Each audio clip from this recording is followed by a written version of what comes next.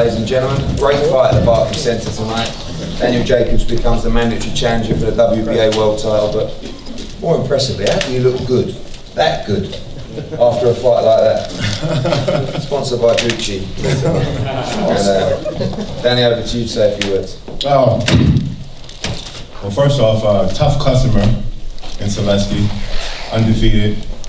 And my thing is, being that I'm called out these top names, I can't get those top names when I want them. We go down a list of great contenders. He showed tonight that he had true grit. Showed tonight that he belonged. And however you want to grade the performance, the crowd definitely enjoyed it. And ultimately, that's what it's about. So I'm happy with my performance, and I look forward to bigger and better things. Thank you. To the floor, guys, for questions. Raise your hand for the microphone.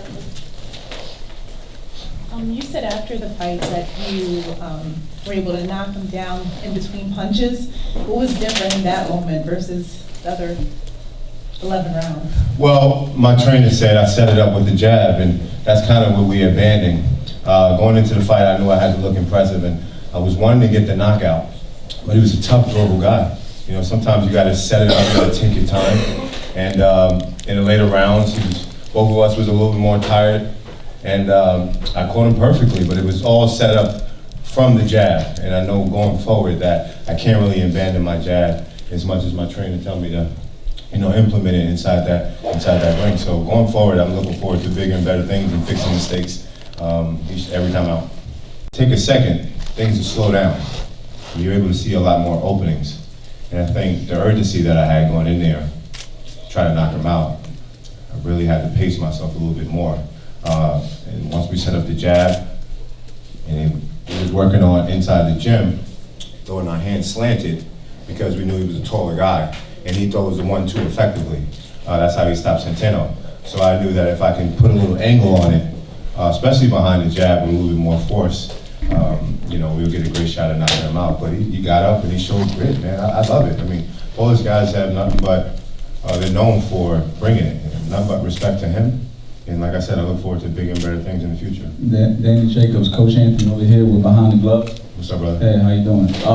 You look very good tonight. To fight Gennady Golovkin or Canelo. Since then, the division has split and opened up a little bit. So there are big marquee fights out there for him outside of those two. But, you know, again, it's really on the network to deliver the fights that we came for.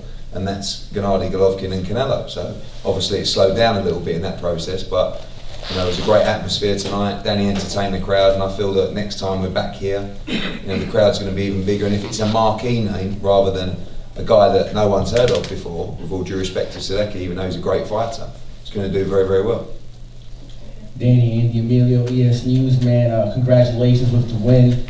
I was talking about it with Chris earlier in the week. He was telling me how you guys would like text and send YouTube videos of like the overarching lore stuff. So just from the boxing perspective, getting into your boxing mind a little bit, was it a little bit experimental in the ring? Because I thought with the Archie Moore, the cross guard defense, and you turning southpaw, do you think that you really just used this fight as kind of a test to bring out some new tools in your arsenal? And Absolutely, yeah, okay. 100%. I definitely think in boxing, you know, sometimes you got to try new things, and I'm a student of the game. I love to learn different things. I love to apply different things inside the ring, not just in sparring matches, but in actual match.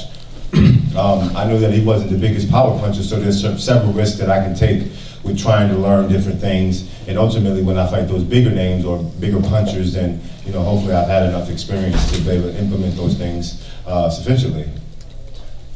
Danny, Keith Heide from Boxing Scene. We want the big names, with all due respect to Dermachenko. We want to have those opportunities.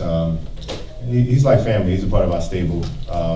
So it would definitely take a lot, but at the end of the day, you know, we have bigger names, the green belts, and you know, just ultimately the big names. That's really truly what we want. And obviously, me and Charlo got a little thing going on, so that's something that you know I'm trying to pursue as well.